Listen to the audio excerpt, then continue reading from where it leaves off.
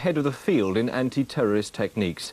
2 years ago, it was one of the first forces in Britain to set up an elite firearms squad.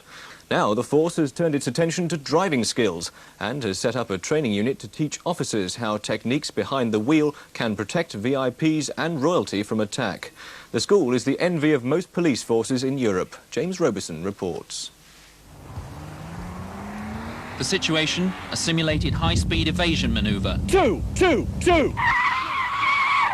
The problem, to choose one of 5 escape routes on split-second instruction. It's not the image one imagines when one sees the secure, controlled progress of a VIP under police protection in the West Midlands. Nonetheless, the drivers of the cars have to know exactly what to do in the event of terrorist attack. At the training centre on this former Staffordshire airfield, we weren't allowed to film the precise tactics used for convoy protection. Those are kept secret. But those new skills a good traffic cop needs to change gear to become a crack anti-terrorist driver were paraded for the first time ever before our cameras. West Midlands police are only too well aware of the increased terrorist threat from a growing number of VIPs visiting the area. Birmingham is building a new conference centre which will be opened shortly after 1990. When we go back to the riots, the police training followed the riots. Now the West Midland Police is leading the country in doing this training, hopefully before anything happens. The training cars are all former patrol vehicles near the end of their useful lives. They need to be.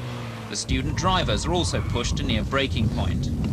It takes a very adaptable character. It also takes a very brave character because a lot of these manoeuvres are dangerous and the people doing them could be faced with a dangerous situation.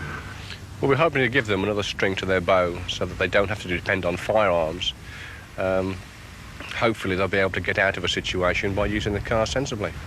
We introduced the limousine-type car because these drivers will be driving a limousine on the actual escort, and we have to show that they can do all these manoeuvres with a limousine car. We have actually done it with a Rolls-Royce. Alan, this is a fast lane change, 2 lanes. There's a gap in the centre line of cones. Down the one side, straight through the gap and out the other side at high speed. What sort of speed are we talking about? 50 plus.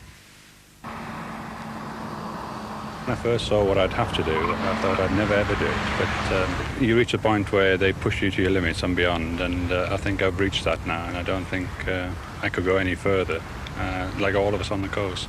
But you feel very, very confident. If the windscreen's smashed, you've still got to be able to get the VIP away from the terrorist at 60 miles an hour if need be.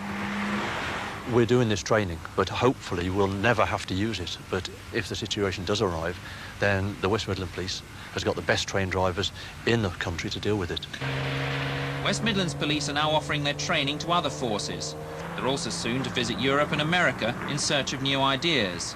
Privately, they believe they've already learnt plenty. James Roberson reporting.